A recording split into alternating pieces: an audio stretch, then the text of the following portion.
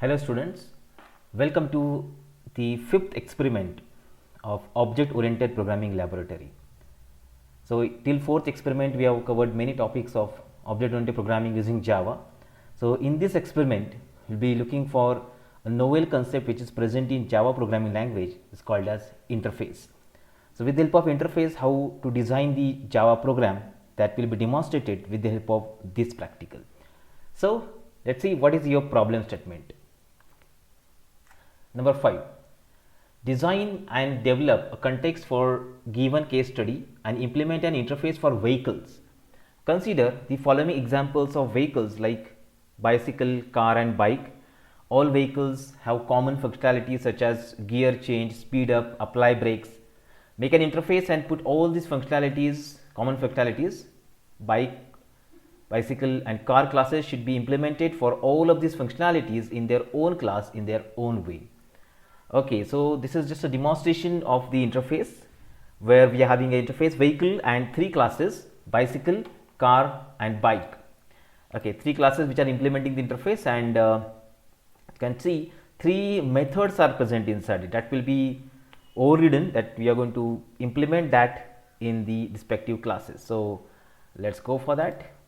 Okay, so I'll create a new file here.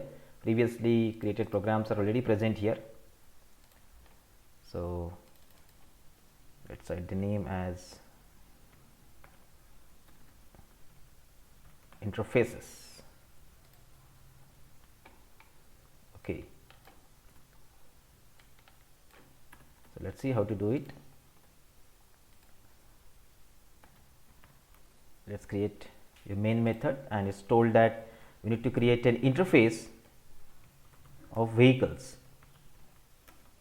Okay, interface of vehicles, and in vehicles interface just can check three methods are present: gear change, speed up and apply brakes. So let's see this: public void gear change, okay, then speed up and apply brakes, public void speed up, okay, and public void apply brakes. Okay, so three methods. As we know, interface is the it's just like a class, but it is abstract implementation of a class whose object is not possible to create.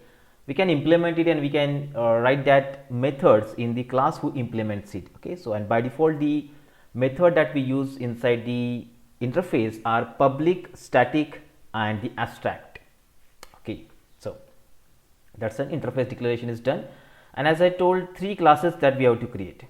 So first class is bicycle, okay, which is implementing the interface. Your interface is vehicles. Okay, it will show the error there because now these methods are not declared here. So let's declare these methods, okay, because I'm implementing this particular interface, that's why it's required. So check it out. Now the error will get removed. Yeah, that's it. Okay, and inside it let's write something: gear changed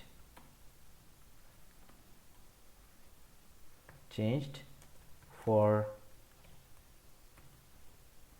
bicycle. Okay, then speed up for bicycle, and here also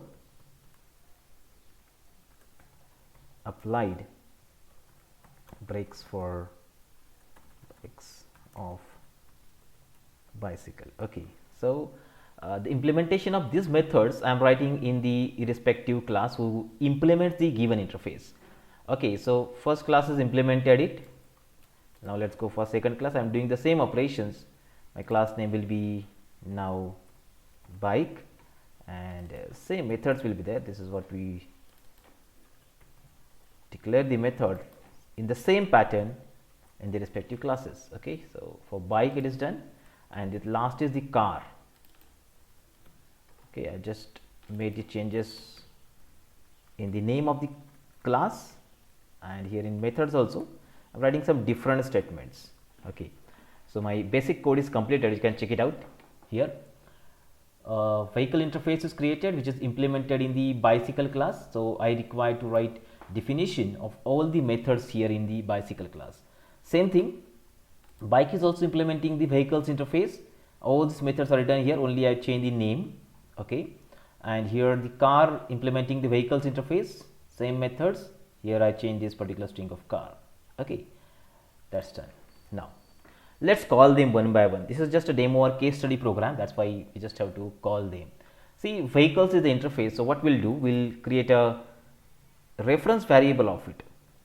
Okay, vehicles v for example. Okay, it's not possible to instantiate because it is an abstract implementation, that's why only variable or the reference variable we can create for this. Okay, and after that we will assign one by one object to it, like v is equal to new.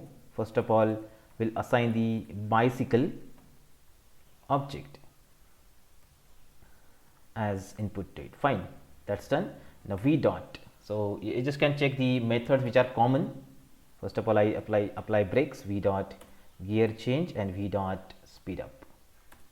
See this, let's go in sequence, we'll be applying the brake at the end. Yeah, okay, done. See, so v is the reference variable of the interface is created where we apply the method or constructor of the bicycle class, and then you are calling gear change, speed up and apply brakes. Now in this case we will call the method from the bicycle class. Okay, though it's a reference variable, it's just like acting as a super class, and by using the super class reference variable we can access the subclass methods.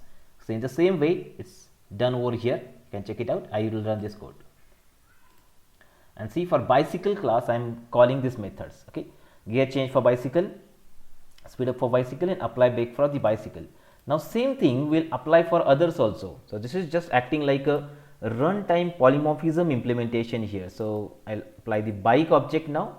Now in this case it will call for the bikes. See, the three statements here and here are same, but the output that we are getting from that will be different.